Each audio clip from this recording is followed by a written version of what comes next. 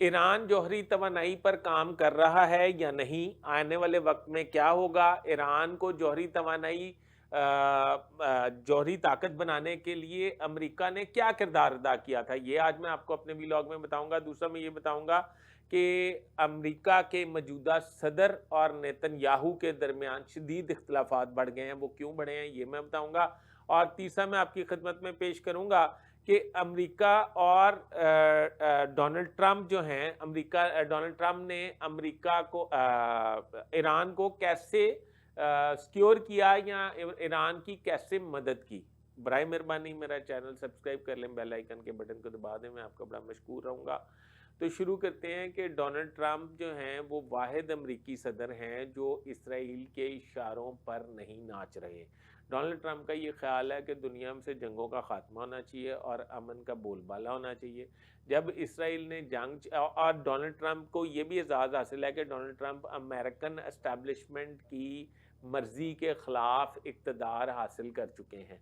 अब American establishment उन्हें different टाइमों पे टफ टाइम दे रही है।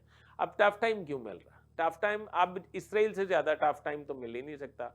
अब जब इसराइल ने ईरान पे हमला कर दिया तो डोनाल्ड ट्रंप जो हैं वो ऑटोमेटिकली आके इसराइल के गोद में बैठ के और इसराइल के अहकामात की खिलाफ वर्जी किसी अमेरिकन प्रेसिडेंट को जो है वो उसका पेशकदमी ही नहीं है, वो उसका अहल ही नहीं है। डोनाल्ड ट्रंप ने मुख्तलिफ हीले बहानों से, कभी अपनी शोला बयानी की वजह से, कभी बदतमीज़ी की वजह से, कभी धमकियां देने की वजह से इस बात को टालने की कोशिश की, मगर नेतन्याहू ने डोनाल्ड ट्रंप को अपने से अलहदा ना होने दिया।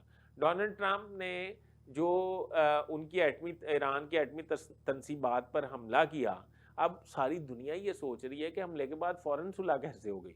वो इसलिए हो गई कि डोनाल्ड ट्रंप ने सारी फिक्स गेम की और फिक्स गेम करके ईरान को पहले इत्तेमाद में ले लिया सफारती तौर पे कतर और दूसरे ममालिक के ज़रिए, और फिर उधर मतलब उनकी एटमी तनसीबात को निशाना बनाया और एटमी तनसीबात पहले ही खाली थी, उधर था ही कुछ नहीं, और इसराइल को अपनी फेस सेविंग कर दी कि ये हो गया।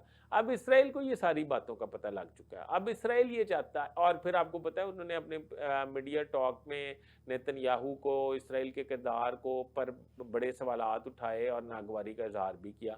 डोनाल्ड ट्रंप वो वाहिद सदर मुझे नज़र आ रहे हैं जो इसराइल के इशारों पे नहीं चलना चाहते, इसराइल को अपने इशारों पे चलाना चाहते हैं। इस वक्त नेतन्याहू और डोनाल्ड ट्रंप के दरमियान इख्तलाफात शिद्दत इख्तियार कर चुके हैं। अच्छा, ये अब लंबा हो जाएगा, फिर मैं आपको बताऊंगा कि डोनाल्ड ट्रंप के साथ आगे जाके क्या हो सकता है, ये मैं किसी और भी व्लॉग में बताऊंगा। अब मैं ये बताऊंगा कि अमेरिका ने 1957 में उस वक्त उनकी रज़ा पहलवी की हुकूमत थी, अमेरिकन नवाज़ हुकूमत थी। वहाँ पे उन्होंने उनसे मुज़ाकरात किए और एटमी ताकत बनाने के लिए ईरान को कन्विंस किया। उनका ये ख़्याल था कि उनकी बी टीम है, और फिर तेहरान में उन्होंने एक तहकीकाती सेंटर जो है वो कायम कर दिया अमेरिका ने।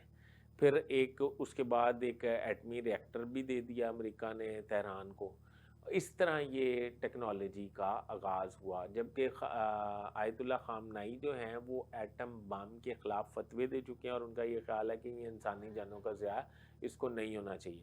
अब मुझे ये समझ आती है कि जो अगर उन्होंने उस वक्त उनको लेबॉर्ट्री दी और रिएक्टर दिया, तो इसका कसूरवार तो फिर अमेरिका हुआ ना, ईरान तो ना हुआ। अगर वो जौहरी तवानाई या जौहरी ताकत बनने की कोशिश भी कर रहे हैं तो फिर तो वो ना हुआ।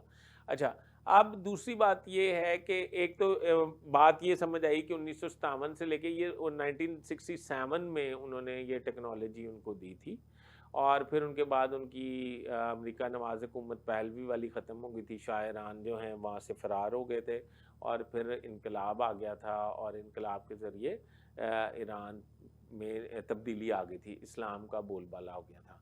अच्छा, अब नेतन्याहू, डोनाल्ड ट्रंप जो हैं, इनके आने वाले वक्त में क्या होगा और आने वाले वक्त में किस तरह होगा, ये मैं अभी आपको अगले व्लॉग में बताऊंगा। अभी तक के लिए इतना ही। अपने होस्ट फैसल दिस बट को इजाज़त दीजिए। अल्लाह हाफ़िज़।